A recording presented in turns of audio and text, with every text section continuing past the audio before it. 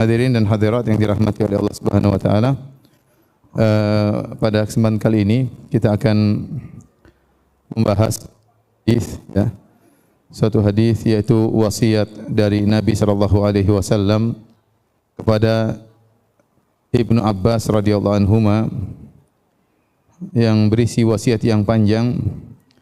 Di antaranya Nabi sallallahu alaihi wasallam bersabda, "Ihfazillaha yahfazka." Jagalah Allah, maka niscaya Allah akan menjagamu. Ini hadis yang masyhur, ya. Bahwasanya barang siapa yang menjaga Allah, maka Allah akan menjaganya sesuai dengan kaidah yang masyhur dalam Islam, yaitu al-jaza min jinsil amal. Bahwasanya balasan sesuai dengan perbuatan. Maka barang siapa yang menjaga Allah, dia akan dijaga oleh Allah Subhanahu wa taala. Apa maksud dari menjaga Allah? Ya, secara sederhana maksud dari menjaga Allah yaitu menjaga syariatnya, menjalankan perintahnya, menjauhi larangannya. Karena Allah tentunya kita tahu tidak perlu dijaga. Tidak perlu dijaga, tetapi ini adalah uslub dalam bahasa Arab. Ya, bahwasanya ini maksud dengan menjaga Allah itu menjaga syariatnya, menjaga perintah-perintahnya, menjaga batasan-batasannya, jangan dilanggar. Barang siapa yang bertakwa kepada Allah Subhanahu wa taala, menjalankan seluruh perintahnya, menjauhi larangannya, maka dia akan dijaga oleh Allah Subhanahu wa taala. Sejauh mana dia menjaga Allah, sejauh mana dia menjalankan perintah Allah, menjauhi larangan Allah, maka sejauh itu pula Allah akan berikan penjagaan baginya. Sejauh itu pula Allah akan beri penjagaan baginya, ya. Sama seperti kita berkata bahwasanya kita harus menolong agama Allah. In tansurullaha yansurkum. Tolonglah Allah maka Allah akan menolong kalian. Allah tidak perlu ditolong. Tapi Allah ingin muncul para pejuang-pejuang yang perjuangkan agama Allah Subhanahu wa taala. Ada mereka, ya, kalau mereka tidak mau, Allah akan gantikan dengan yang lainnya. Asalnya dinullahi mansur, asalnya agama Allah akan tertolong. Tapi Allah akan beri kemuliaan kepada hamba-hambanya yang ingin masuk dalam hal ini, menolong agama Allah Subhanahu wa taala. Sama seperti kita berkata bahwasanya dakwah butuh para dai-dai, para pejuang. Kalau seorang sudah dikecimpungkan dalam bidang dakwah, itu adalah kemuliaan baginya. Kalau dia tidak mau berkecimpung dalam dakwah, Allah akan carikan yang lain yang akan berkecimpung dalam bidang dakwah. Ya, jangan sampai dia merasa bahwasanya dia punya jasa terhadap Allah Subhanahu wa taala. Allah tidak butuh mereka, tapi Allah ingin muliakan mereka sehingga mereka bisa masuk dalam bidang dakwah untuk menjalankan dakwah kepada Allah Subhanahu wa taala. Sama agama Allah pasti tertolong, tapi Allah ingin ada hamba-hambanya yang mulia yang menegakkan hal tersebut, yang memperjuangkan agama Allah Subhanahu wa taala. Demikian pula Allah tidak perlu dijaga, tetapi Allah ingin ada orang-orang mulia yang menjalankan perintah-perintah Allah dan menjauhi larangan-larangan Allah Subhanahu wa taala.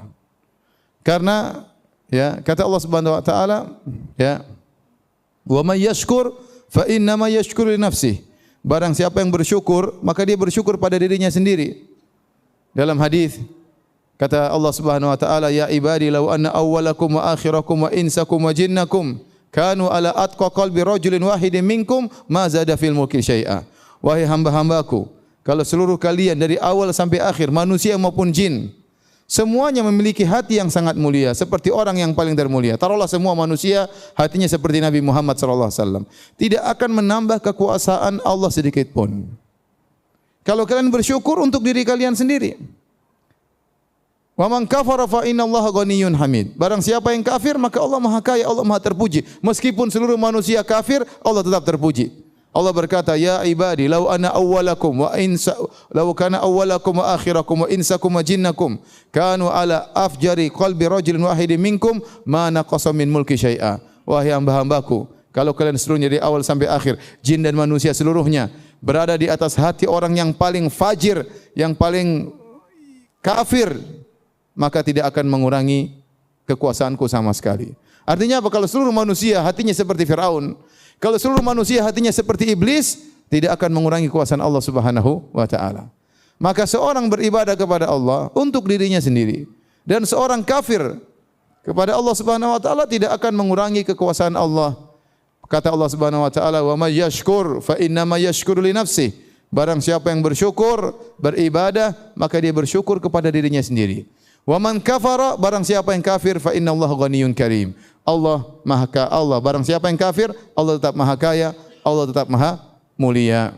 Jadi ini harus kita pasangkan dalam diri kita bahwasanya tatkala kita menjaga syariat Allah, itu sebenarnya menjaga diri kita sendiri. Sebenarnya menjaga diri kita sendiri. Sejauh mana kita punya perhatian menjaga syariat Allah, perjuangkan syariat Allah Subhanahu wa taala, menjalankan perintah Allah, menjauhi larangan Allah, sungguhnya sejauh itu pula Allah akan berikan penjagaan kepada diri kita. Sebenarnya kita melakukan untuk diri kita sendiri. Karenanya Nabi SAW buat satu kaidah, ihfadillaha yahfadka. Barang siapa yang menjaga Allah, Allah akan menjaganya. Adapun bagaimana cara menjaga Allah nanti akan kita jelaskan di akhir pengajian. Namun pada kesempatan kali ini saya akan menyampaikan suatu kisah, ya, bagaimana Allah menjaga hamba-hambanya karena mereka menjaga Allah. Bahkan yang dijaga bukan cuma sang hamba, bahkan keturunannya juga dijaga oleh Allah Subhanahu wa taala. Kisah tentang pernikahan antara Ummu Sulaim, ibunya Anas bin Malik, dengan Abu Talhah radhiyallahu taala anhu, ya. Ummu Sulaim ini adalah seorang wanita salehah yang telah dijamin masuk surga oleh Nabi sallallahu alaihi wasallam. Dalam Sahih Al-Bukhari dari Jabir bin Abdullah radhiyallahu anhuma, qala Nabi sallallahu alaihi wasallam berkata, Ra'aituni dakhaltul jannah, aku melihatku dalam kondisi masuk dalam surga. Fa idza ana bir Rumaisa imraati Abi Talhah, tiba-tiba aku melihat Rumaisa di sana, istrinya Abu Talhah. Namanya adalah, ya, disebut oleh Nabi dengan Rumaisa dan dia dikenal dengan Ummu Sulaim. Tiba-tiba aku melihat Rumaisa, istrinya Abu Talhah. Subhanallah. Apa yang buat dia gerangan masuk surga? Nanti akan kita jelaskan. Wa sami'tu khashafatan faqultu man hadha? Kemudian aku mendengar ada suara langka atau suara sesuatu. Aku bertanya, siapa itu? Faqala hadza Bilal. Itu adalah Bilal. Wa ra'aitu qasran bi fina'ihi jariyah. Aku melihat suatu istana, kemudian di pelatarannya ada seorang gadis. Faqultu liman hadza? Maka aku bertanya, ini istana dan gadis ini milik siapa? Faqala li Umar. Maka dikatakan ini adalah milik Umar bin Khattab radhiyallahu taala anhu. Fa aradtu an adkhulahu fa anzuru ilaihi. Aku pun ingin masuk dalam istana tersebut untuk melihat isinya.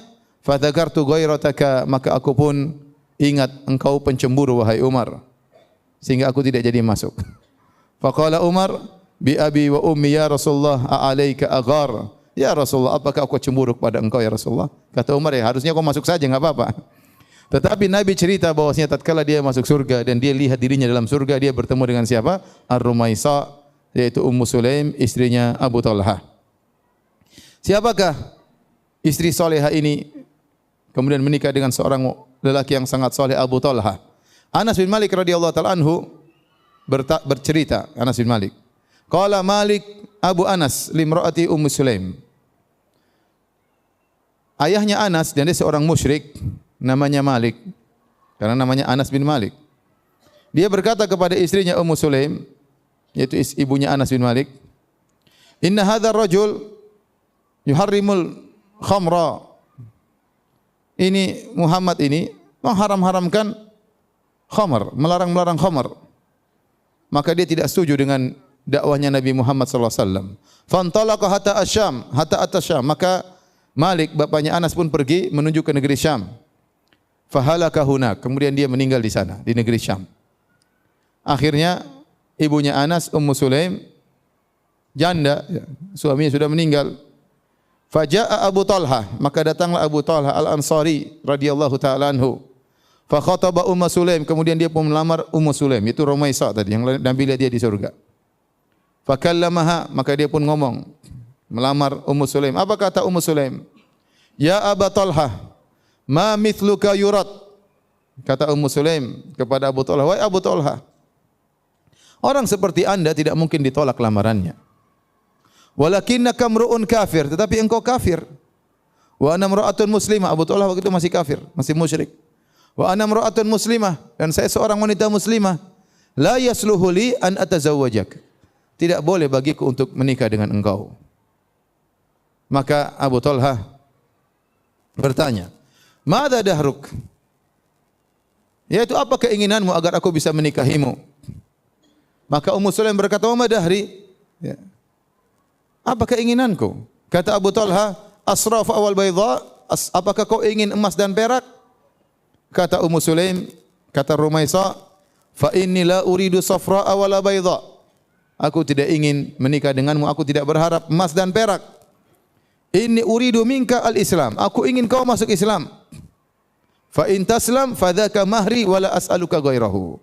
Kalau kau masuk Islam itulah maharku dan aku tidak akan nuntut selain itu. Subhanallah. Abu Talha langsung masuk Islam. Menikah dengan siapa? Ummu Sulaim, wanita solehah. Hanya menginginkan suaminya masuk apa? Islam. Dia bilang saya tidak butuh dengan emas dan perak. Apalagi dompet, ya. Apalagi tas. Apalagi kerjanya ibu-ibu tiap hari browsing apa? Tas. Baik. Tunggu dulu, belum. Ini masih mukaddimah ya, belum. Nah, akhirnya Abu Talha menikah dengan Ummu Sulaim. Abu Talha menikah dengan Ummu Sulaim. Ummu Sulaim sudah punya anak, siapa? Anas bin Malik. Jadi Abu Talha itu bapak tirinya Anas bin Malik. Nah, kemudian lahirlah seorang anak dari pernikahan tersebut. Anak tersebut sangat dicintai oleh Abu Talha. Abu Talha sangat cinta kepada anak tersebut, sangat sayang anak tersebut. Anak tersebutlah yang disebut dengan Aba Umair. Waktu anak itu adik tirinya Anas, dia punya peliharaan burung. Waktu itu burung tersebut sakit, akhirnya burung itu mati. Maka Nabi SAW kebetulan main di rumahnya Anas bin Malik. Lalu Nabi ketemu dengan si kecil Abu Umair tersebut, masih kecil. Maka Nabi mencandainya, Nabi berkata, "Ya Aba Umair ma fa'ala Nugair." Padahal dia masih kecil, mungkin berapa tahun ya, mungkin 4 tahun, mungkin 3 tahun, berapa tahun. Nabi mencandai, Nabi berkata, "Wahai Abu Umair, apa yang terjadi dengan burung yang kau pelihara?" Nabi ingin ngobrol dengan dia. Ya. Inilah anaknya dari Abu Talha yang menikah dengan Ummu Sulaim. Anas bin Malik bercerita dalam hadis yang diriwayatkan Imam Ahmad dalam musnadnya. Kata Anas bin Malik, "Ishtaka ibnun li Abi Talha." Anaknya Abu Talha sakit, yaitu tadi Abu Umair. Fa kharaja Abu Talha ilal masjid fatufiyal gulam. Maka dia pun pergi ke masjid, ternyata anak tersebut meninggal dunia. Padahal anak ini sangat dicintai oleh Abu Talha. Sering dia tanya, waktu anaknya sakit, tanya sama istrinya, bagaimana kondisinya? Kalau datang lagi, bagaimana kondisinya? Karena sayang kepada anaknya. Apa yang dilakukan oleh Ummu Sulaim? Fahayat Ummu Sulaim al-mayyit wa qalat li ahliha la yukhbiranna ahadun minkum Aba Talha bi wafati ibnihi. Maka dia siapkan putranya tersebut meninggal dunia. Lihat Ummu Sulaim ini putranya sendiri. Betapa tabahnya menghadapi kematian putranya. Maka dia pun mengkafankan, kemudian dia menyiapkan, kemudian dia kuburkan putranya tersebut tanpa sepengetahuan bapaknya. Karena Ummu Sulaim tahu betapa cintanya Abu Talha kepada putranya tersebut. Kemudian Ummu Sulaim berkata kepada keluarga yang di rumah, jangan seorang pun kasih tahu sama Abu Talha kalau anaknya sudah meninggal dunia. Berarti dia benar-benar kuat menghadapi itu semua. Faraja'a ila ahlihi. Kemudian dia pulang ke rumah Abu Talha wa ma'ahu nasun min ahlil masjid, bersama sebagian sahabat-sahabatnya dari masjid. Dia bertanya seperti biasanya, "Ma'afal gulam?" Bagaimana putraku kondisinya? Qalat khairu ma kana. Lebih baik daripada sebelumnya. Kata siapa? Ummu Sulaim. Maksudnya lebih tenang, dalam riwayat dia lebih tenang daripada sebelumnya. Dia sudah meninggal, lebih tenang. Kalau sebelumnya sakit, panas, menderita, sekarang sudah meninggal, makanya dia mengatakan dia sangat tenang, lebih tenang daripada sebelumnya. Wa qarrabat ilaihim asya'ahum, dan subhanallah dia tenang saja, dia bisa menjaga situasi perasaannya, kondisi perasaannya. Maka Ummu Sulaim tetap menyiapkan makanan buat suaminya dan tamu-tamunya. Fata'asyau, akhirnya mereka kemudian makan malam.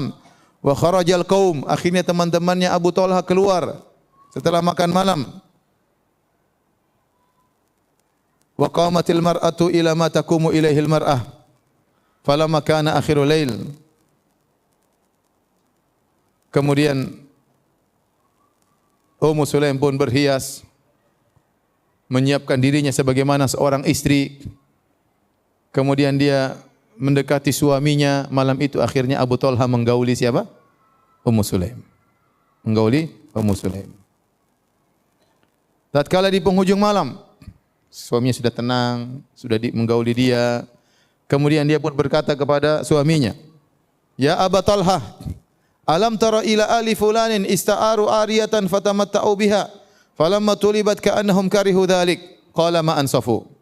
Kata Ummu Sulaim kepada suaminya, "Wahai Abu Talha, bagaimana menurut engkau wahai suamiku tentang suatu keluarga yang meminjam pinjaman pada orang lain.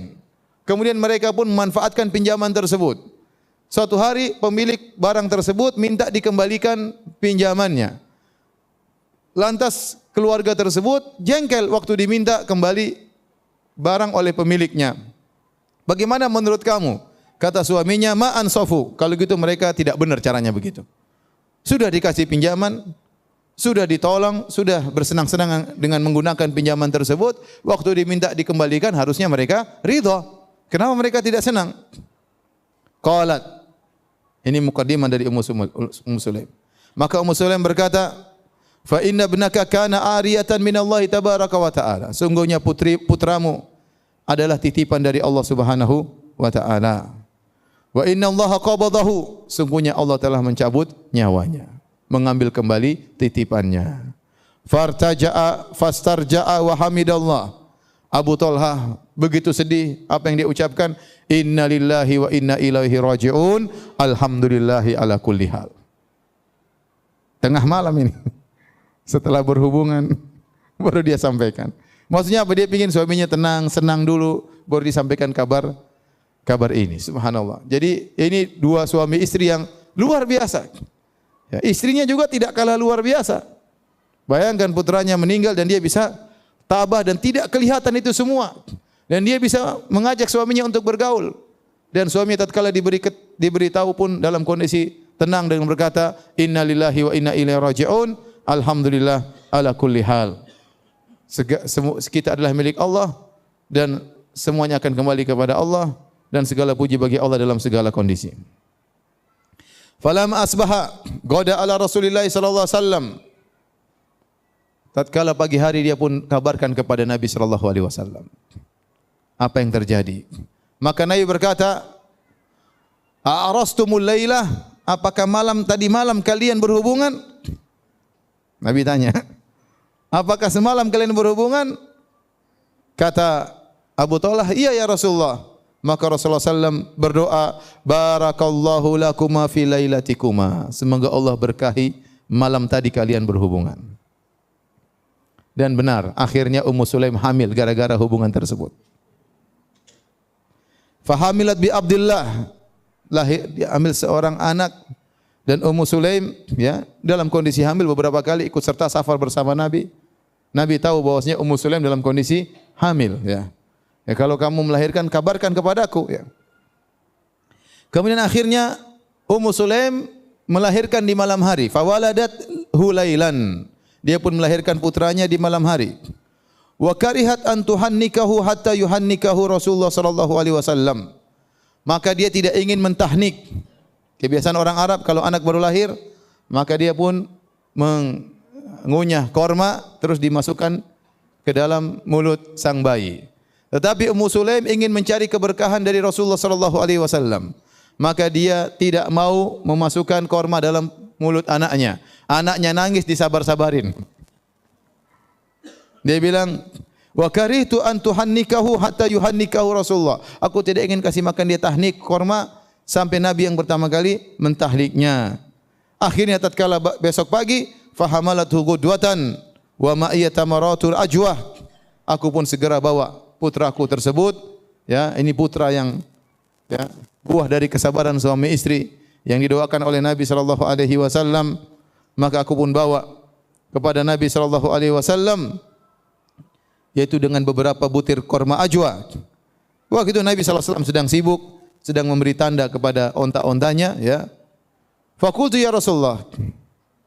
Maka kata Anas bin Malik, ya, Anas berkata, Anas yang bawa adiknya, Anas berkata, ya Rasulullah, inna Umma Sulaim waladati Lailah, fakarihat an tuhannikahu hatta yuhannika Rasulullah sallallahu alaihi wasallam. Maka jadi yang bawa putra Abdullah adalah Anas bin Malik, ya, bawa adik tirinya. Maka kata Anas bin Malik, wahai Rasulullah, Ummu Sulaim ibuku tadi malam melahirkan dan dia tidak mau mentahnik putranya sampai anda yang mentahnik terlebih dahulu. Kata Rasulullah SAW, ama syai', ada sesuatu yang kau bawa? Aku berkata, tamratu ajwa, aku bawa buah korma ajwa. Maka fa akhadha ba'dahunna famadhaghahunna, Nabi mengambil sebagian korma tersebut, lalu Nabi mengunyah-ngunyahnya. Thumma jama'a buzaqahu, kemudian Nabi kumpulkan liurnya, fa'aujarahu iyyahu, kemudian Nabi pun masukkan ke dalam mulutnya anaknya Ummu Sulaim, faja'ala yatalammadhu, maka sang anak mengisap jari Nabi sallallahu alaihi wasallam makan dari korma tersebut.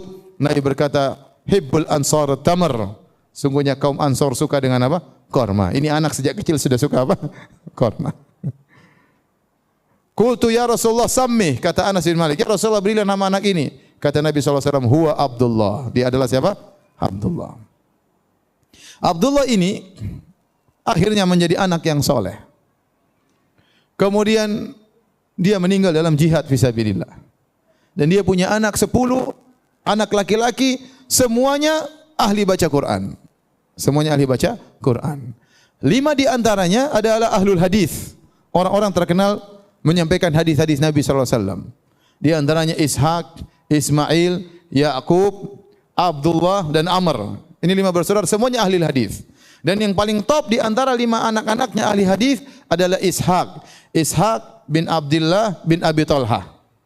Ishaq bin Abdullah bin Abi Talha. Ishaq inilah gurunya Al-Imam Malik rahimahullahu ta'ala. Bayangkan Allah Subhanahu wa taala menjaga, ya, Abu Talha, menjaga putranya, bahkan menjaga apa? Cucunya. Inilah di antara makna ihfazillah yahfazka. Kalau engkau menjaga Allah, Allah akan menjagamu, bukan cuma menjagamu, bahkan menjaga keturunanmu. Menjaga keturunanmu. Kita sekarang hidup di zaman yang banyak fitnah. Kita khawatir anak-anak kita rusak. Kita melihat bagaimana para pemuda, pergaulan mereka, bagaimana tontonan mereka, bagaimana pembicaraan mereka, pergaulan laki-laki dengan wanita, betapa banyak perzinahan. Sekarang bukan hanya perzinahan, bahkan homoseksual tersebar di mana-mana. Kalau kita tidak menjaga anak kita, kalau Allah tidak menjaga anak kita, susah kita untuk menjaga mereka. Oleh karenanya kita butuh bantuan, ya. Kita butuh penjagaan Allah agar anak kita bisa terjaga. Di antaranya kita mendoakan anak-anak kita. Di antaranya kita sendiri berusaha untuk jadi orang tua yang soleh, agar anak-anak kita dijaga oleh Allah Subhanahu wa taala. Oleh karenanya dalam Al-Qur'an, dalam surat Al-Kahfi, Allah Subhanahu wa taala juga bercerita tentang hal ini. Tentang Nabi Musa dan Nabi Khadir tatkala mereka berdua bertamu ke suatu kampung dan mereka tidak dijamu. Kata Allah Subhanahu wa taala, "Fantalaqa hatta idza ataya ahla qaryatin istata'ama ahlaha fa abaw ayyudayyifuhuma fawajada fiha jidaran yuridu an yanqadha fa aqamah." Maka berjalanlah Nabi Musa dan Nabi Khadir. Sampailah mereka di suatu negeri, suatu kampung, mereka minta dijamu oleh penduduk kampung tersebut. Fa abaw ayyudayyifuhuma. Ternyata penduduk kampung tersebut enggan menjamu mereka berdua. Karena mereka berdua nabi, ya. Ini penduduk kampung kurang ajar, tidak mau menjamu apa? Nabi. Tatkala mereka hendak keluar dari kampung tersebut, fawajada fiha jidaran yuridu an yanqadha fa aqama. Tiba-tiba mereka mendapati suatu tembok mau jatuh, mau roboh, fa aqama, maka Nabi Khadir pun meluruskan tembok tersebut. Musa bertanya, "Kenapa Anda meluruskan tembok tersebut? Padahal mereka berbuat buruk kepada kita, kenapa Anda balas keburukan mereka dengan kebaikan?" Maka Nabi Khadir bercerita, "Wa ammal jidaru fa kana li gulamaini yatimaini fil madinati wa kana tahtahu kanzul lahumā wa kana abuhuma salihah fa arada rabbuka ay yablugha ashuddahuma wa yastakhrija kanzahuma rahmatan min rabbik." Kata Nabi Khadir, adapun tembok yang tadinya mau rubuh saya luruskan. Sungguhnya tembok tersebut milik 2 anak yatim yang tinggal di kota tersebut. Di bawah tembok tersebut ada harta mereka. Kalau tembok tersebut miring, harta mereka akan kelihatan, akan dirampas oleh orang. Maka Allah menyuruh Nabi Khadir untuk memperbaiki tembok tersebut agar harta mereka tersembunyi. Fa arada rabbuka ayyabluga ashuddahuma, sampai dua anak yatim ini menjadi dua anak yang dewasa. Kemudian mereka berdua akan mengambil harta mereka. Sebabnya kenapa? Kata Nabi Khadir, wa kana abuhuma salihah, karena orang tua mereka ini saleh. Kata sebagian ulama seperti Ibnu Abbas radhiyallahu anhu, beliau berkata, hufidha li salahi abihima. Sungguhnya dua anak yatim ini dijaga oleh Allah karena kesolehan ayah mereka berdua. Dan tidak disebutkan dua anak ini soleh, tidak. Yang disebutkan solehnya bapaknya atau anaknya? Bapaknya. Bapaknya yang disebutkan, bukan kedua anaknya. Oleh karena Syekhul Islam Taimiyah juga menyebutkan, ya, bahwasanya kata beliau rahimahullahu taala, ya, fantafa'a bi salahi abihima wa laysa min sa'yihima. Kedua anak ini mendapatkan manfaat dari kesolehan orang tua dua anak ini,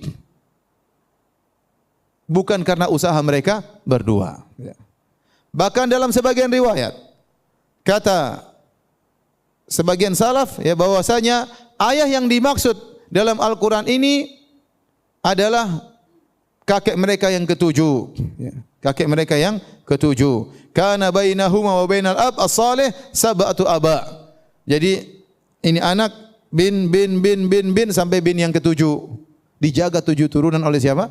Allah Subhanahu wa taala. Ini luar biasa berarti bapaknya. Solehnya luar biasa. Sampai dijaga oleh Allah sampai 7 turunan. Sampai Allah ngirim Nabi Khadir untuk memperbaiki tembok tersebut gara-gara kesolehan bapak mereka. Karenanya hadirin hadirat yang rahmati Allah Subhanahu wa taala, kesolehan kita sangat berpengaruh dengan nasib anak-anak kita. Kalau kita ingin anak-anak kita dijaga oleh Allah, berusahalah kita menjadi orang tua yang baik, orang yang tua yang soleh. Bagaimana kita ingin anak-anak kita soleh, sementara kita hobinya nonton sinetron, nonton India, sama nonton Korea, repot. Ya, saya nggak tahu sekarang lagi rame film Korea, ya. Dulu zaman saya masih kecil nggak ada film Korea. Sekarang sedikit anak-anak muda nonton film Korea, ya. Nah, bagaimana kita mau anak-anak kita soleh sementara kita sendiri tidak solehah? Sementara kita sendiri jarang ke masjid yang bapak-bapak. Sementara kita sendiri masih suka bermaksiat. Bagaimana Allah menjaga anak-anak kita? Bisa jadi jangan-jangan anak-anak kita menjadi rusak gara-gara kita sendiri yang rusak. Gara-gara kita yang rusak. Oleh karenanya Sa'id bin Musayyib, seorang tabi'in rahimahullah, pernah berkata, "Inni la usalli fa adhkur waladi fa azidu fi salati." Aku salat, kata Sa'id bin Musayyib. Kemudian aku ingat anakku dalam salatku, maka aku tambah lagi salatku. Aku panjang-panjangkan atau aku tambah rakaatnya. Kenapa? Ingat anakku. Raja'a an uhfadha fihi. Aku berharap Allah menjaga anakku karena aku. Ya. Maka seorang tatkala ingin melakukan kesalahan, ingat, ya, dampaknya bisa saja mengenai anak-anaknya. Maka dia berusaha bertakwa kepada Allah. Selain dia berdoa kepada Allah agar anaknya soleh, dia juga berusaha untuk soleh, ya, untuk soleh agar anak-anaknya menjadi soleh dan solehah. Hadirin dan hadirat yang Allah Subhanahu wa taala, inilah di antara buah dari menjaga Allah Subhanahu wa taala, maka menjaga orang yang menjaga Allah Subhanahu wa taala. Oleh karena Allah Subhanahu wa taala berfirman dalam Al-Qur'an, "Lahu mu'aqibatun min baini yadayhi min khalfihi yahfazunahu min amrillah." Sungguhnya Allah memiliki malaikat-malaikat yang Allah kirimkan kepada seorang hamba yang bertakwa, menjaga di depannya, di belakangnya. Yahfazunahu min amrillah. Malaikat-malaikat itu menjaga sang hamba dengan perintah Allah Subhanahu wa taala. Dijaga. Kalau ingin melakukan keburukan dipalingkan. Kalau ingin terjerumus dalam kecelakaan dijauhkan, ya. Allah mengirim malaikat-malaikat untuk menjaga orang-orang yang beriman. Ada penjaga, dan itu sering, ya, Allah palingkan kita dari kerusakan, dari kehancuran, bukan karena tiba-tiba, bukan karena kebetulan, tapi ada yang atur. Ya, Allah Subhanahu wa taala ingin menjauhkan kita dari keburukan tersebut, ya. Ya. Dan itu bukan hal yang kebetulan, tapi memang sudah diatur oleh Allah Subhanahu wa taala. Tiba-tiba kita disuruh belok ke sini, tiba-tiba kita suruh jalan yang lain, ya. Sampai kata sebagian ulama, terkadang Allah menjaga kita dari hal-hal yang kita semangati, kita inginkan. Ada seorang sudah semangat untuk meraih harta, dia sudah masuk dalam perdagangan, kemudian ternyata dia tidak berhasil. Dia menyangka dia tidak berhasil, saya kalah sama kawan-kawan saya lebih jago berdagang. Tapi ternyata itu Allah palingkan dia. Dia rajin sholat, rajin beribadah. Tapi Allah palingkan dia, dia kalah dalam perdagangan tersebut. Karena Allah tahu kalau dia berdagang, kalau dia kaya, dia akan lupa kepada Allah Subhanahu wa taala.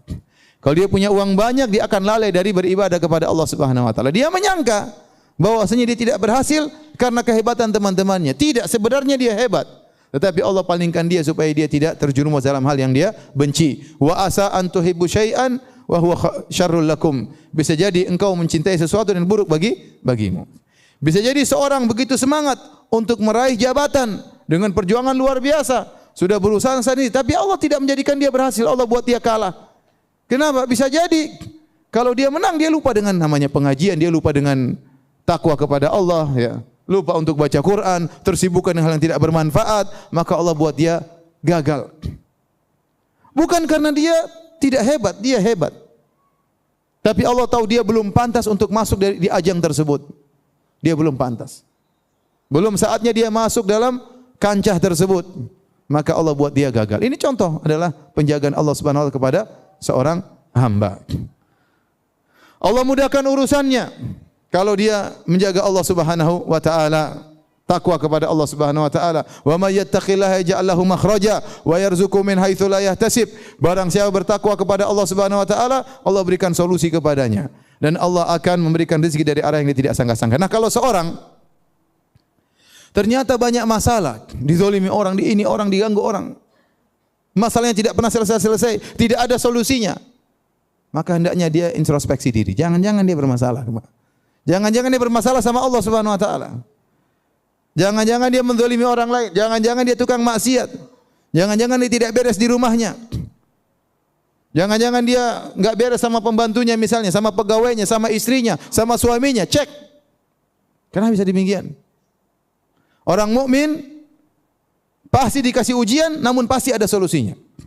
Pasti ada solusinya. Kita orang mukmin, orang beriman pasti ada ujiannya. Allah sudah janji akan kasih ujian, tetapi pasti ada solusinya. Nah, kalau enggak ada solusinya, berarti kita introspeksi, jangan-jangan kita bermasalah. Hadirin dan hadirat yang Allah Subhanahu wa taala, secara umum penjagaan Allah terhadap seorang hamba dalam dua hal. Penjagaan Allah terhadap seorang hamba dalam dua hal. Pertama, Allah menjaga agamanya, yang kedua Allah menjaga dunianya. Allah menjaga agamanya, yaitu Allah menjauhkan dia dari hal-hal yang menyimpang, hal-hal yang menyesatkan. Jauhkan dia dari syubhat-syubhat, jauhkan dia dari pemikiran liberal, dari pemikiran firqah-firqah yang sesat, dijauhkan dari pemikiran-pemikiran khawarij, syiah dan yang lainnya. Allah jauhkan dia. Mungkin otaknya tidak begitu cerdas, tapi begitu dia baca syubhat-syubhat tidak masuk, dia tidak bisa terima, tidak logis bagi dia. Ada sebagian orang cerdas, tatkala baca syubhat-syubhatnya liberal, bahkan ateis malah terjebak. Malah terjebak, Allah tidak jaga dia. Sementara ada orang yang mungkin tidak begitu cerdas, tapi dengan logikanya yang sederhana, dia bisa bantai itu semua. Sementara ada orang yang pintar, namun karena Allah tidak jaga dia, begitu dia membaca syubhat-syubhat, langsung terbawa dalam pemikiran tersebut. Jadi dia punya pemikiran-pemikiran yang menyimpang. Apalagi di zaman sekarang ini, pemikiran yang menyimpang tersebar di mana-mana. Orang kalau masuk dunia maya, dia akan mengetahui segala model pemikiran. Nah, kalau Allah tidak jaga dia, anak kita misalnya tidak dijaga, maka dia pingin tahu. Pingin tahu, dia baca, akhirnya terjebak. Beberapa waktu lalu ada yang datang kepada seorang tua suami istri, "Ya Ustaz, anak saya sejak tahun ini memproklamirkan bahwasanya dia tidak mau puasa lagi." Subhanallah. Kenapa? Dia ragu adanya Tuhan. Gara-gara baca. Baca ini, baca anu, baca ini, baca ini, kejebak. Tidak dijaga oleh Allah Subhanahu wa taala. Nah, kalau orang bertakwa kepada Allah, Setiap hari berdoa, ihdinas siratal mustaqim, ya Allah tunjukkanlah aku jalan yang lurus. Dan dia tulus dalam ibadahnya, maka Allah akan menjaga dia. Oleh karenanya dalam hadis qudsi kata Allah Subhanahu wa taala, "Wala yazalu 'abdi yataqarrabu ilayya bin nawafil hatta uhibbah." Senantiasa seorang hamba mendekatkan dirinya kepadaku dengan perkara-perkara yang sunnah sampai aku mencintainya. Seorang berusaha, bukan cuma yang wajib-wajib saja, yang sunnah-sunnah dia kerjakan. Ibu-ibu alhamdulillah salatnya waktu tidak ditinggalkan. Jangan lupa salat rawatib, qabliyah dan ba'diyah. Ibu-ibu insyaallah salat puasa bulan Ramadan tidak meninggalkan. Jangan lupa puasa sunnah kalau ada kesempatan puasa sunnah Senin Kemis atau 3 hari dalam sebulan, ya. Sisihkan waktu untuk berpuasa di jalan Allah Subhanahu wa taala. Ibu-ibu yang wajib-wajib sudah dikerjakan, jangan lupa baca Quran, berusaha mendekatkan diri kepada Allah dengan perkara-perkara yang sunnah. Jangan lupa zikir pagi petang. Kata Allah Subhanahu wa taala, "Wala yazalu 'abdi yataqarrabu ilayya bin nawafil." Senantiasa hamba-Ku mendekatkan dirinya kepadaku dengan perkara-perkara yang sunnah hatta uhibbah, sampai aku pun cinta kepadanya. Jadi kalau Anda ingin dicintai oleh Allah, itu caranya. Saya tidak melarang browsing tas ya, tidak melarang. Cuma jangan waktuku banyak ya. Buka ini lihat lagi browsing. Lihat. Kurang jelas begini. Padahal duit enggak ada juga. Jadi saya tidak melarang, daripada lihat yang macam-macam mending lihat tas ya. Tetapi jangan sampai waktunya habis. Jangan terlalu banyak grup sehingga banyak ketawa ketiwi yang kurang bermanfaat. Ketawa ketiwi itu bagus, tapi dia seperti garam, kalau kebanyakan enggak enak. Benar. Ketawa ketiwi baik, canda itu baik. Kebanyakan jadi enggak enak, jadi hambar akhirnya. Kita kalau sama kawan ketawa terus jadi enggak enak. Sekali ketawa indah. Terus-terusan ya, kayak orang gila ketawa terus. Jadi waktu kita banyak terbuang terutama di zaman sekarang ini. Ibu-ibu zaman dulu tidak seperti ibu-ibu zaman now. Kalau zaman dahulu ujian kurang, ya, cobaan kurang, sekarang hal-hal yang menggoda terlalu banyak. Oleh karenanya, bagaimana kita ingin dicintai oleh Allah kita sementara kita malas untuk menjalankan ibadah kepada Allah. Allah tadi berkata, "Wala yazalu 'abdi yataqarrabu ilayya bin nawafil hatta uhibbah." Senantiasa hamba-Ku mendekatkan dirinya kepadaku dengan perkara-perkara yang sunnah sampai aku mencintainya. Kemudian kata Allah, "Fa idza ahbabtuhu." Kalau aku sudah mencintainya, kuntu sam'ahu alladhi yasma'u bihi wa basarahu alladhi yubsiru bihi. Aku akan jadi pendengarannya, aku akan menjadi penglihatannya, aku akan menjadi tangannya, aku akan menjadi kakinya, kata Allah Subhanahu wa taala. Apa maksudnya? Yaitu aku akan bimbing dia.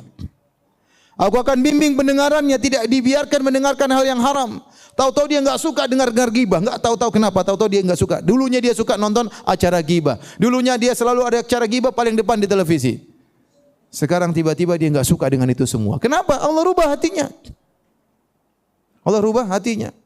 Kalau ada orang datang kepada dia bicara gibah, kata dia enggak. Saya enggak suka. Bicara yang lain aja, saya enggak suka seperti ini. Tiba-tiba dia enggak suka. Kenapa? Allah jaga pendengarannya. Allah jaga penglihatan, lihat hal yang haram dia berpaling, dia enggak suka. Dia enggak suka lihat yang haram. Allah buat dia tidak suka melihat itu semuanya. Tadinya suka jalan-jalan ke sana sini ngabisin duit. Kerjaannya ke mall terus. Tahu-tahu saya enggak suka ke mall. Kenapa? Sekarang online aja. Sama aja kalau begitu. Tapi maksudnya dia hal-hal yang tidak bermanfaat sudah malas. Jadinya suka jalan-jalan ngabisin waktu, ngabisin duit. Sekarang mulai berhenti. Kenapa? Allah rubah hatinya. Kenapa? Sementara ini dia selalu dekatkan dirinya kepada Allah. Allah kalau sudah cinta kepada seorang hamba, Allah akan jaga dia. Allah akan jaga dia. Jaga penglihatannya, jaga pendengarannya, jaga lisannya, jaga langkahnya. Dijaga oleh Allah Subhanahu wa taala. Ini di antara bentuk penjagaan Allah kalau seorang menjaga Allah. Ihfazillah yahfazka. Jagalah Allah maka Allah akan menjagamu. Di antaranya adalah Allah akan bimbing dia dalam masalah agama.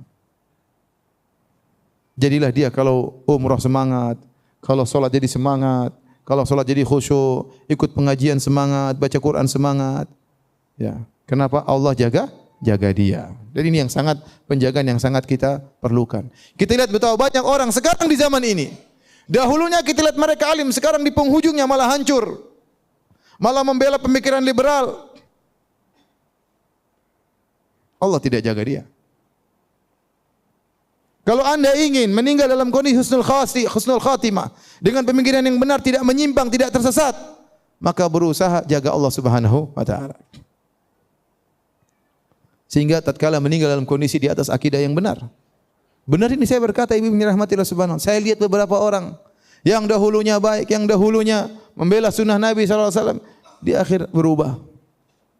Semoga dikembalikan Allah. Tapi kalau tidak, meninggal dalam kondisi menyimpang. Itu semua karena masa lalunya. Tidak mungkin Allah berikan seperti itu di ujungnya. Tapi ada masa lalunya yang bermasalah. Ada masa lalunya yang bermasalah. Wali'adzubillah. Maka seorang menjaga Allah agar dia dijaga agamanya. Ini yang pertama. Ternyata kalau orang menjaga Allah bukan cuma dijaga agamanya saja, dijaga juga dunianya. Dan ternyata bukan cuma dia saja yang dijaga, keluarganya dijaga, istrinya dijaga, anak-anaknya dijaga, oleh hartanya dijaga oleh Allah Subhanahu wa taala. Jika dia menjaga Allah Subhanahu wa taala. Saya pernah sampaikan kisah, ada seorang ya punya anak banyak ya. Dia tidak begitu perhatian sama anaknya karena kesibukannya, tetapi anak-anaknya jadi soleh semua. Anak-anaknya soleh semua. Waktu ditanya, ya fulan bisa anak banyak soleh semua. Kata dia, saya yakin waktu saya mau berhubungan sama istri saya baca doa. Doa mau berapa? Berhubungan. Ya. Dan dalam hadis disebutkan bahwa saya mengucapkan doa itu maka dia tidak akan diberi kemudaratan oleh syaitan. Maka saya yakin dengan doa tersebut dan saya yakin Allah akan menjaga anak-anakku. Ada ketakwaan. Bahkan tatkala tidak berhubungan dia bertakwa kepada Allah Subhanahu wa taala. Ya kadang kita heran ya. Ya kita punya, apalagi kalau kawan-kawan di Arab Saudi sana, atau anak 24 orang, anak 15 orang, ada kawan saya 55 bersaudara, Masya Allah. Itu gimana mau jaga 55 orang anak? Namanya saja lupa. Bingung ya. Ada kawan cerita dia punya tetangga anaknya 13. Laki-laki semua, belum perempuannya, 13. Kalau sholat jamaah 13 semua di saf, Masya Allah. Ada satu yang lari-lari, dia pegang, kamu anaknya ibumu yang mana? Dia bingung sendiri. Karena istrinya banyak, dia bingung. Kamu ini anak dari ibu yang mana? Saking banyak anaknya dia lupa. Tapi semuanya ke masjid. Tapi semuanya yang mana? Ke masjid. Siapa yang bisa jaga mereka? Allah Subhanahu wa taala. Kalau kita enggak mampu jaga mereka, gimana mau jaga anak kita dia di sekolah ketemu dengan kawan-kawan kita enggak tahu ketemu kawannya siapa? Bagaimana kita menjaga anak kita di rumah bersendirian kemudian buka internet apa yang dilihat kita enggak tahu? Kalau bukan Allah yang jaga kita enggak bakalan bisa menjaga. Allah, kalau kita menjaga Allah, maka Allah akan jaga kita. Kita pun dijaga. Anak kita dijaga, istri kita dijaga. Kalau kita bermasalah, ibu kalau suaminya biar dijaga, tidak direbut oleh pelakor. Pelakor itu perebut laki orang ya. Jaga diri, bertakwa kepada Allah, berdoa kepada Allah, ya Allah jagalah suamiku ya Allah. Jauhkan dia dari wanita-wanita yang pelakor ya misalnya. Berdoa kepada Allah. Jadi kita dijaga bukan cuma diri kita, bahkan keluarga kita dijaga oleh Allah Subhanahu wa taala. Dunia kita dijaga oleh Allah Subhanahu wa taala. Di Saudi saya sering ketemu orang-orang umurnya saya panjang-panjang, 90, 80, masih segar-segar, 80 lebih, masih kuat, masih sehat. Ya. Sebagian ulama mengatakan barang siapa tatkala di masa mudanya dia menjaga dirinya, menjaga pandangannya, menjaga pendengarannya, maka dia tidak di akhir hayat pun dia masih bisa melihat dengan baik, masih bisa mendengar dengan baik, diberi kesehatan oleh Allah Subhanahu wa taala. Kenapa? Karena dia jaga di masa mudanya. Badan-badannya, anggota tubuhnya dia jaga karena Allah Subhanahu wa taala, maka Allah menjaganya tatkala di masa tua. Jadi bukan cuma agama yang dijaga, dunia pun dijaga. Kalau orang pedagang bertakwa kepada Allah Subhanahu wa taala, yang membayar zakat, insyaallah hartanya dijaga oleh Allah Subhanahu wa taala. Saya pernah dengar ceramah di radio Arab Saudi. Waktu itu sempat terjadi bencana sehingga banyak onta-onta yang mati, banyak kambing-kambing yang mati. Pemerintah membuka bantuan. Orang-orang yang onta-ontanya mati datang lapor kepada pemerintah. Sehingga diberi apa? Ganti. Seorang bercerita, waktu ada orang datang dilapor sekian ontanya mati tiba-tiba. Maka dia lapor ke hakim, laporan tersebut, dipanggil, hakim tersebut bertanya kepada dia, jangan-jangan kau enggak bayar zakat? Maka terdiamlah orang tersebut. Terdiamlah orang apa? Tersebut. Kalau dia bayarkan, dia bilang, saya bayar Pak Hakim. Tapi dia diam. Dia tidak bisa jawab. Bisa jadi harta orang kemudian, harta seorang terkena musibah. Kenapa dia tidak bertakwa kepada Allah? Zakat dia tidak pernah bayar. Atau kemudian dikasih sakit oleh Allah sehingga hartanya habis semuanya untuk sakitnya tersebut. Oleh karenanya seorang bertakwa kepada Allah agar dijaga dunianya juga, bukan cuma akhiratnya, bukan cuma agama yang dijaga, dunia pun dijaga oleh Allah Subhanahu wa taala. Nah, sekarang kita sampai pada pembahasan terakhir, bagaimana menjaga Allah Subhanahu wa taala. Hadirin dan hadirat yang dirahmati oleh Allah Subhanahu wa taala, sungguhnya orang yang menjaga Allah Subhanahu wa taala dipuji oleh Allah dalam banyak ayat dalam Al-Qur'an. Allah sebutkan di antaranya mereka adalah para penghuni surga. Dalam surat Qaf Allah sebutkan tentang para penghuni surga orang bertakwa. Kata Allah Subhanahu wa taala, "Wa uzlifatil jannatu ina ghairu ba'id. Hadza ma tu'aduna likulli awwabin hafiz. Man khasyar rahmana bil ghaibi wa jaa'a biqalbin munib. Udkhuluha bisalamin dzalika yaumul khulud. Lahum ma yasha'una fiha wa ladaina mazid." Kata Allah Subhanahu wa taala, pada hari kiamat kelak, uzlifatil jannatu lil muttaqin. Surga didekatkan kepada orang-orang yang bertakwa. Mereka dimuliakan, surganya digiring oleh Allah kepada mereka sehingga mereka melihat keindahan semakin dekat kepada mereka. Untuk apa? Untuk masuk. Dikatakan kepada mereka, hadza ma tu'adun. Inilah yang dijanjikan kepada orang-orang yang bertakwa. Siapa orang bertakwa tersebut? Likulli awwabin hafiz. Orang yang senantiasa awwab, senantiasa kembali kepada Allah, selalu ingat kepada Allah, dalam kondisi senang ingat kepada Allah, dalam kondisi susah ingat kepada Allah, tatkala bermaksiat segera kembali kepada Allah, namanya awwab. Senantiasa kembali kepada Allah, senang dia bersyukur kepada Allah.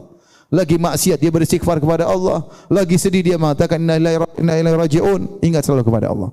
Kemudian likulli awwabin hafiz, yang selalu menjaga. Di antara ciri orang bertakwa di jamin surga adalah orang yang senantiasa menjaga. Kata para ulama, yaitu menjaga perintah Allah, menjaga dirinya, menjaga hak-hak Allah, dan menjaga batasan-batasan Allah. Jangan dia langgar, jangan dia terjang, jangan dia bermaksiat kepada Allah Subhanahu wa taala. Ini demikian juga tatkala Allah sebutkan tentang orang-orang berjihad di jalan Allah Subhanahu wa taala, yang Allah janjikan bagi mereka surga. Allah sebutkan sifat-sifat mereka, di antaranya at-taibunal abidunal hamidun as-saihun ar-raqiun as-sajidun al-amiruna bil ma'ruf wan nahuna 'anil munkar wal hafizuna li hududillah. Ciri-ciri penghuni surga. Allah sebutkan orang senantiasa bertobat, ya. Kemudian senantiasa memuji Allah Subhanahu wa taala, dan seterusnya sampai Allah mengatakan wal hafizuna li hududillah, yaitu orang-orang yang menjaga batasan-batasan Allah Subhanahu wa taala. Mereka ciri-ciri penghuni surga. Taib. Di antara ayat-ayat yang mengkhususkan amalan-amalan tertentu untuk dijaga, ada amalan-amalan tertentu yang hendaknya dijaga, seperti Allah menyuruh kita untuk menjaga salat. Kata Allah dalam surat Al-Baqarah ayat 238, kata Allah, hafizu ala salawati was salatil wusta wa qumu lillahi qanitin. Kata Allah, jagalah salat dan jagalah salat asar. Allah suruh jaga salat. Ibu-ibu jaga salat, jangan sampai malas-malasan. Jaga salat itu maksudnya kita jaga, kerjakan pada waktunya. Kita kerjakan salat dalam kondisi semangat, bukan dalam rangka melepaskan beban. Kita latih diri kita sampai kita menikmati salat tersebut. Bagaimana caranya? Kita kebanyakan, saya tidak mengatakan antum, saya katakan kita. Kebanyakan kita salat dalam kondisi merasa beban. Padahal Nabi SAW waktu salat, Nabi berkata kepada Bilal, ya Bilal arihna bis salat. Ya Bilal, jadikanlah kami beristirahat dengan salat. Salat itu ada istirahat bagi Nabi. Bukan ya Bilal, istirahatkan kami dari salat. Beban untuk kita tinggalkan, tidak. Tapi Nabi justru beristirahat dalam apa? Salat. Wa ju'ilat qurratu aini fis salat. Kata Nabi, dijadikan kebahagiaanku dalam salat. Seorang kalau ingin seperti ini, dia latih salat malam sampai dia merasa kelezatan dalam salat malam. Bagaimana caranya? Dia berusaha. Memang pertama berat, malas-malasan, lawan rasa kantuk. Bagaimana bangun jam 3:30 atau bangun jam 3, kemudian salat, bangun jam 4 misalnya, Ngantuk, lawan ngantuk ya.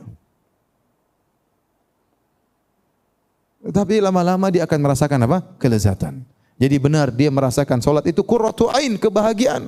Kalau dia enggak salat dia enggak tenang. Begitu dia salat dia merasa bahagia. Dia bahagia dalam sujudnya, dia bahagia dalam rukuknya. Kalau dia sudah bisa begitu, ini orang yang dapat kenikmatan luar biasa. Bukan beban. Ya. Nah ibu-ibu, ya, jangan jadikan salat itu beban. Kalau ibu masih merasa salat itu beban, berarti ibu belum sampai pada derajat yang diinginkan. Maka berusahalah menjaga salat. Jadikan salat adalah kebahagiaan. Kata Allah wassalatil wusta, dan juga jagalah salat asar. Salat asar jangan sampai kelewatan ya. Terutama orang yang kerja ya, pulang kantor sudah jam sekarang 4:30, nanggung salat asar kadang-kadang kebablasan ya.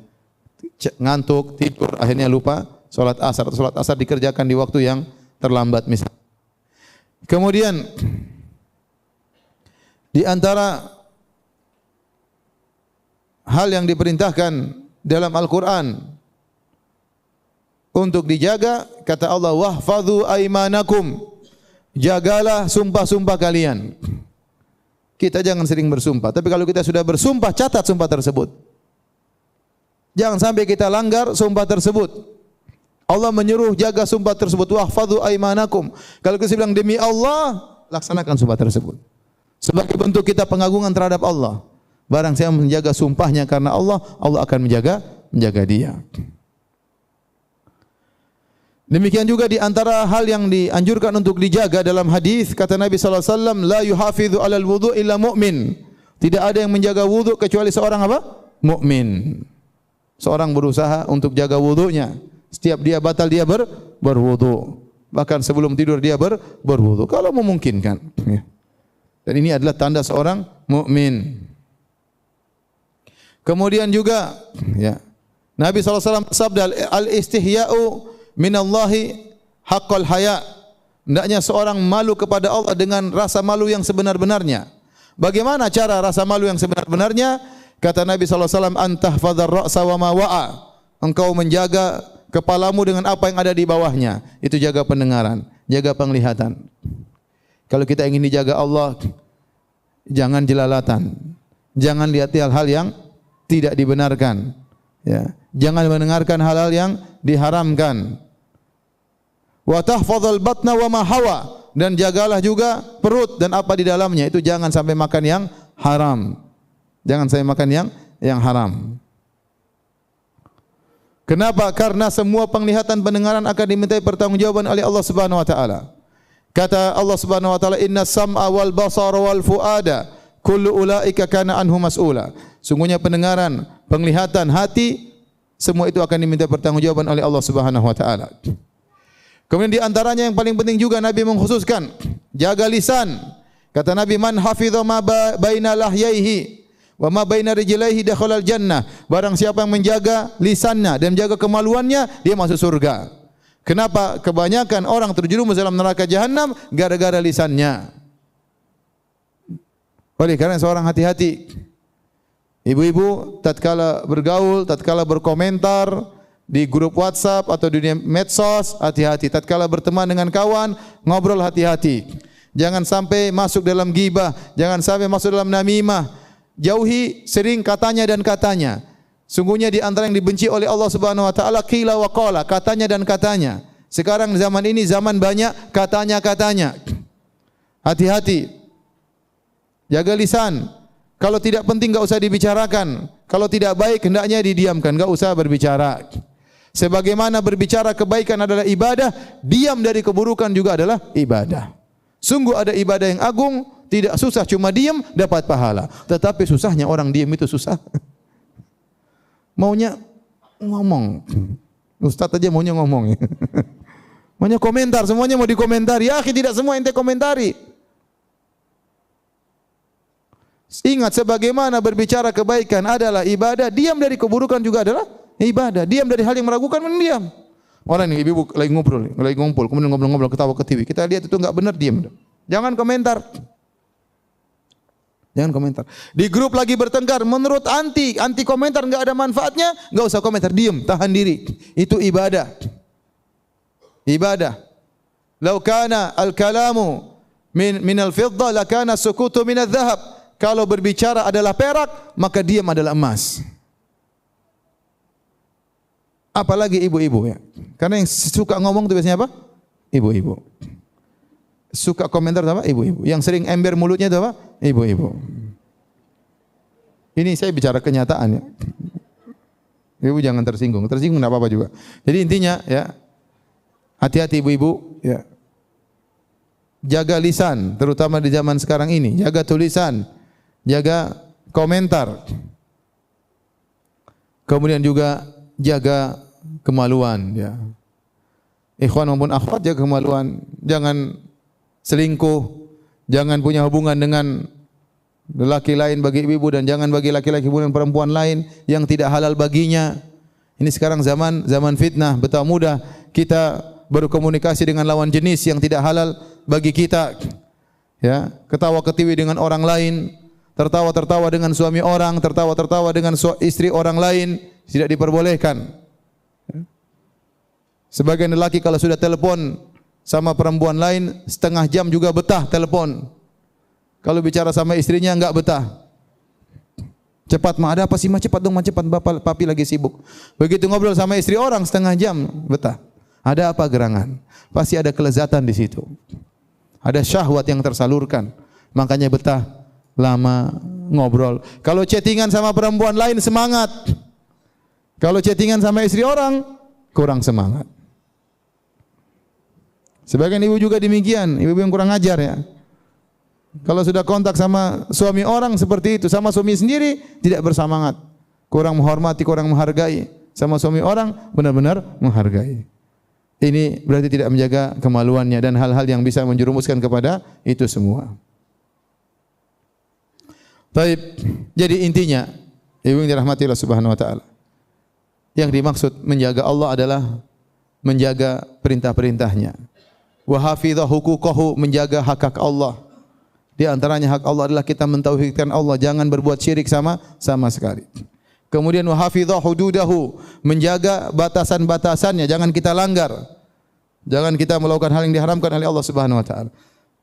Barang siapa yang menjaga ini semua, maka dia akan dijaga oleh Allah Subhanahu wa taala. Sejauh mana dia semakin kuat menjaga hal tersebut, dia akan semakin dijaga oleh Allah Subhanahu wa taala. Dan betapa butuhnya kita di zaman sekarang untuk saling mengingatkan. Jangan lupa berteman dengan wanita-wanita yang soleha, ikhwan-ikhwan berteman dengan ikhwan-ikhwan yang soleh agar saling menjaga di antara mereka, saling mendoakan, saling mengingatkan. Di zaman sekarang kita butuh dengan teman-teman yang baik agar kita terjebak dengan komunitas yang baik dan terjauhkan dari komunitas yang buruk. Wallahu ta'ala alam bisawab.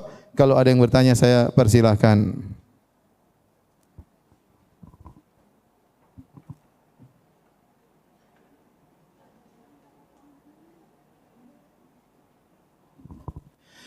Ibu-ibu yang sudah hafal juz amma coba angkat tangan.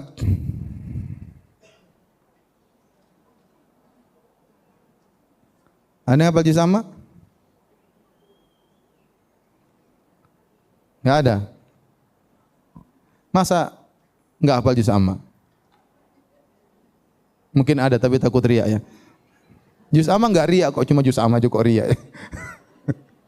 Kalau 30 juz mungkin riya. Saya ingin tahu ibu ada yang hafal juz amma enggak? Sebanyak ini enggak ada yang hafal juz amma. Terus apa yang dihafal?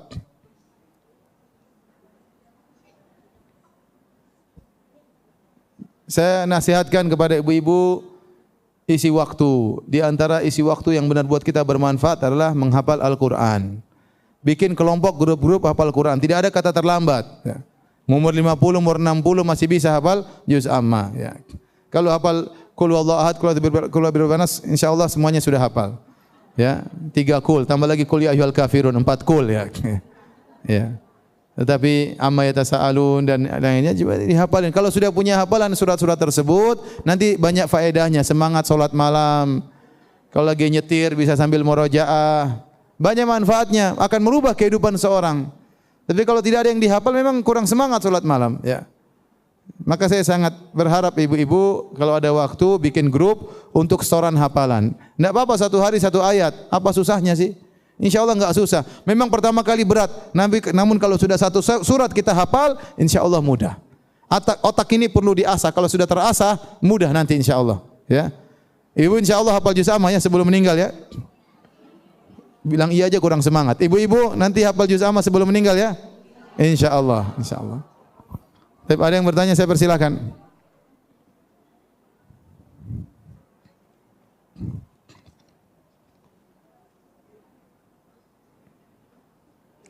Bagaimana kita menjaga keluarga supaya kita selalu dijaga oleh Allah Subhanahu wa taala dalam kehidupan sehari-hari? Sebenarnya kan yang kita hanya bisa lakukan yang bisa kita lakukan. Fattaqullaha mastata'tum, bertakwalah semampu kita.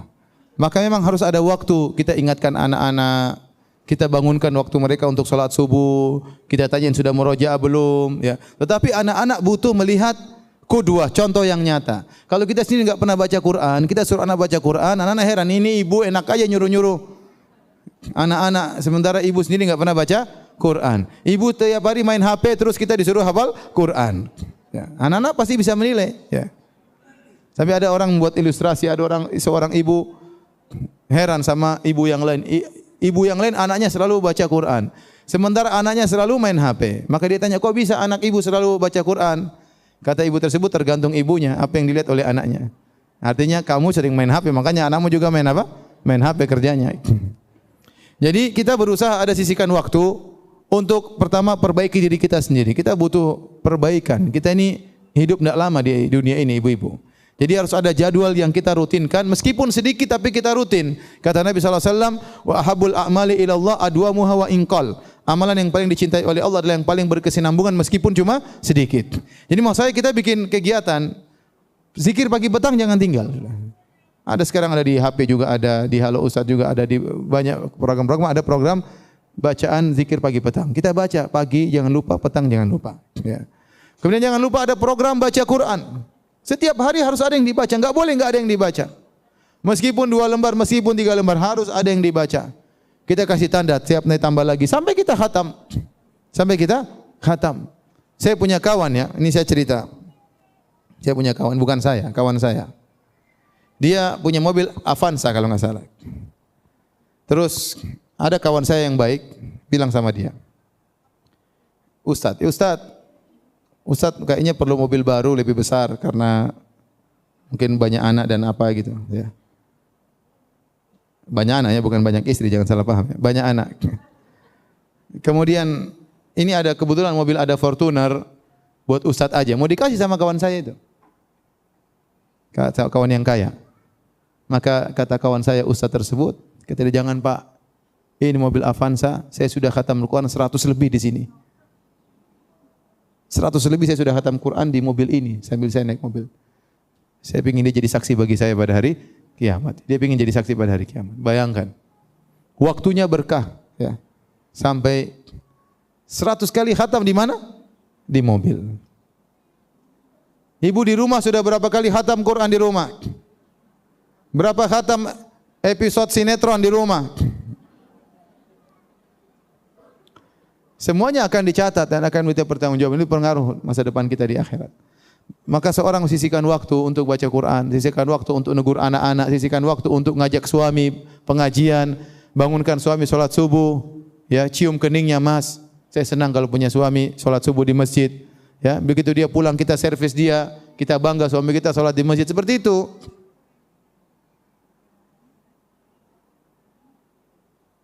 Ustaz, apakah orang-orang yang tinggal di wilayah terpencil tidak bisa mengenal Islam akan masuk neraka? Tidak, kalau orang yang tidak pernah mengenal Islam sama sekali, maka mereka akan diuji oleh Allah pada hari kiamat kelak. Allah berfirman dalam Al-Quran, wa ma kunna mu'adzibina hatta naba'atha rasula. Kami tidak bakalan mengazab sampai kami utus seorang rasul. Nah, kalau rasul tidak sampai kepada dia, atau tidak ada ustaz yang sampai kepadanya, atau tidak ada berita yang sampai kepada tentang Islam, dia tidak mengenal Islam, maka dapat uzur. Dia akan dibangkitkan oleh Allah dan akan diuji pada hari kiamat kelak dengan cara Allah Subhanahu wa taala. Dan itu ada di zaman dahulu banyak. Kita bicara 100 tahun yang lalu, belum ada internet, belum ada medsos, belum ada macam-macam. Banyak orang-orang tinggal di pedalaman, tinggal di belantara Afrika, belantara Papua, di belantara Amerika, yang mereka tidak mengenal Islam sama sekali, atau mereka tinggal di suatu negara Eropa yang semuanya adalah Nasara, tidak ada Islam sama sekali. Nah, orang tersebut secara KTP mereka kafir. Kalau mereka meninggal maka dikubur dengan tata cara kafir, tapi hakikat mereka di akhirat itu urusan Allah Subhanahu wa taala. Ya, tetapi kalau kita bicara uzur zaman sekarang ini, uzur semakin kecil. Kenapa? Karena medsos semakin banyak, komunikasi semakin banyak. Orang kalau mengenal Islam mudah, ya. Orang mengenal Islam juga apa? Mudah. Sehingga uzur semakin kurang. Saya bilang, ya ukhti, anti itu jadi orang Islam itu bahagia, ukhti. Oh, Islam itu membawa kebahagiaan. Islam itu membawa kebahagiaan. Ustaz, bagaimana cara kembali kepada Allah di saat umur sudah tua? Di mana masa muda sudah banyak waktu terbuang sia-sia. Dalam riwayat hadis Nabi mengatakan, maknanya saya lupa lafalnya, tapi in ahsanta fima baqi yughfar laka ma qad madha. Wa in asa'ta fima baqi, kalau kau berbuat baik sisa umurmu akan diampuni dosa-dosamu yang telah lalu. Dan penghujungnya penghujung yang baik. Tapi kalau di masa tuamu ternyata kau berbuat keburukan, akan diadab engkau dihukum yang telah lalu maupun yang akan datang. Maka tidak ada kata terlambat. Seorang bertobat di umur berapapun, selama dia bertobat kepada Allah, sisa umurnya dia berusaha sebaik-baiknya. Yang Allah lihat kualitas. Bisa jadi lihat dalam hadis Allah memasukkan seorang di surga gara-gara dia menghilangkan gangguan di jalan. Kenapa dia tulus waktu menghilangkan gangguan di jalan tersebut? Jangan sampai dia injak orang, maka dia pindahkan. Gara-gara hal tersebut Allah ampuni dia, Allah masukkan dalam surga. Lihatlah Sa'ad bin Mu'adz radhiyallahu taala anhu, masuk Islam umur 30 sekian, meninggal umur 36 atau 37. Umur dia masuk Islam cuma 6 tahunan. Tetapi waktu dia meninggal, ihtazza arsyur rahman, maka arsy Allah bergetar karena meninggalnya siapa? Sa'ad bin Mu'adz. Padahal dia cuma Islam berapa tahun? 6 tahun. Jadi seorang berusaha, tidak ada kata sia-sia, tidak ada kata terlambat. Masa lalu biarlah, Allah kasih kita hidayah umur 60, berusaha. 60 ini kita berusaha semaksimal mungkin. Ada seorang sahabat ditanya, kenapa anda semakin tua semakin semangat? Kata dia, tahukah anda bagaimana kuda kalau berlomba? Tatkala sudah mau di penghujung titik finish, dia akan mengerahkan tenaganya sehabis-habisnya supaya mencapai titik finish. Demikian juga saya. Kalau kita tahu sudah mau meninggal, umur sudah tua, maka jangan kita malas-malasan, semangat. Semaksimal mungkin tentunya, semampu mungkin. Dan berdoa kepada Allah, minta kepada Allah semuanya ringan bagi Allah. Ya Allah, berikan aku surga Firdaus. Ya Allah, dulu masa laluku kelam dan kelabu. Sekarang waktu tinggal sedikit, ya Allah, buatkanlah aku semangat, berikanlah aku surga Firdaus. Kita minta kebahagiaan yang abadi di akhirat. Dan kalau Allah mau kasih, apa susahnya bagi Allah Subhanahu wa taala? Allah kasih anti surga Firdaus, emang merugikan orang lain? Kan tidak kan? Mudah bagi Allah. Maka minta kepada Allah di masa penghujung ini, tidak ada kata terlambat. Berusaha semaksimal mungkin beribadah kepada Allah Subhanahu wa taala. Ustaz, apa ada kekhususan bulan Rajab seperti amalan-amalan yang biasa banyak dilakukan oleh di bulan ini? Jawabannya, semua hadis-hadis yang berkaitan dengan keutamaan bulan Rajab, baik puasanya, baik salat malamnya, semua hadis-hadisnya adalah dhaif. Dan ini telah dijelaskan dan ditegaskan oleh Al-Imam Al-Hafidz Ibnu Hajar rahimahullahu taala dalam kitabnya Tabyinul Ajab bima warada fi syahri Rajab, tentang hadis-hadis yang berkaitan dengan bulan Rajab, dan hadis-hadisnya semuanya dhaif. Saya bacakan perkataan Al-Imam Ibnu Hajar dari mazhab Syafi'i. Beliau berkata, "Lam yarid fi fadli syahri Rajab wala fi siyamihi wala fi siyami syai'in minhu muayyanin wala fi qiyami lailatin makhsusatin fihi haditsun sahihun yaslulu lil hujjah." Tidak datang hadis yang sahih pun yang bisa dijadikan hujjah dalam bulan Rajab, tentang keutamaan bulan Rajab, tentang keutamaan puasa di bulan Rajab, tentang salat malam di bulan Rajab, tentang puasa tertentu, tentang salat tertentu, semua hadisnya apa? Dhaif. Kemudian beliau berkata,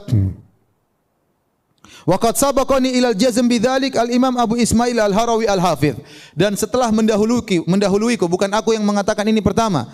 Sebelumku sudah ada yang berkata demikian, yaitu Al-Imam Abu Ismail Al-Harawi Al-Hafidz. Dia juga mengatakan semua hadis yang berkaitan tentang bulan Rajab semuanya apa? Dhaif. Tetapi Ustaz, apa kita dianjurkan untuk puasa? Ini apa? Silakan puasa, terutama bulan Rajab, bulan Muharram. Ya.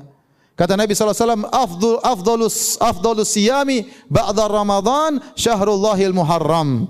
sebaik-baik puasa setelah puasa di bulan Ramadan adalah puasa di bulan Muharram. Nah, bulan Muharram ini ada yang mengatakan maksudnya memang bulan Muharram, ada yang mengatakan Asyhurul Hurum, yaitu bulan-bulan haram. Dan bulan-bulan haram adalah Rajab, Dzulqa'dah, Dzulhijjah, Muharram. 4 bulan ini dianjurkan untuk apa? Berpuasa. Di antaranya bulan Rajab.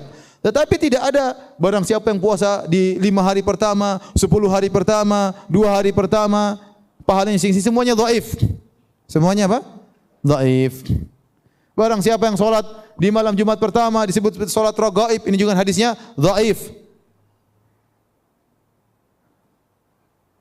Oleh karenanya Al-Imam Nawawi rahimahullah taala mengatakan salat di malam Jumat pertama setelah salat atau setelah salat maghrib atau setelah salat maghrib, antara maghrib dan isya di malam Jumat pertama di bulan Rajab yang orang bilang dengan salat raghaib adalah bid'atun munkarah. Kata Al-Imam Nawawi adalah bid'ah yang mungkar.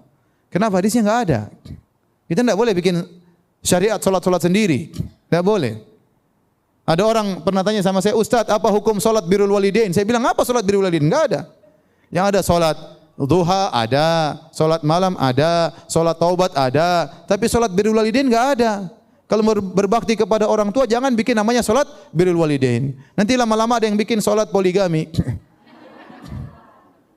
Jadi tidak ada, kita enggak boleh bikin ibadah-ibadah yang baru, ritual-ritual ibadah baru enggak boleh. Tidak ada puasa khusus bulan Rajab, enggak ada. Semua hadisnya dhaif. Yang bilang hadisnya dhaif siapa? Al-Hafidz Ibnu Hajar, ulama besar di mazhab Syafi'i, penulis kitab Fathul Bari, syarah Sahih Al-Bukhari. Jadi ini pendapat yang benar. Nih, pingin puasa silakan, tapi tidak ada puasa tertentu. Ya, wallahu alam bisawab. Sampai di sini saja kajian kita, ya. Semoga bermanfaat, semoga ibu-ibu menjadi istri-istri yang solehah, dikumpulkan dengan keluarga di surga kelak, ya, dan bapak-bapak juga, ya. Subhanakallah bihamdik asyhadu alla ilaha illa anta astaghfiruka wa atubu ilaik. Assalamualaikum warahmatullahi wabarakatuh.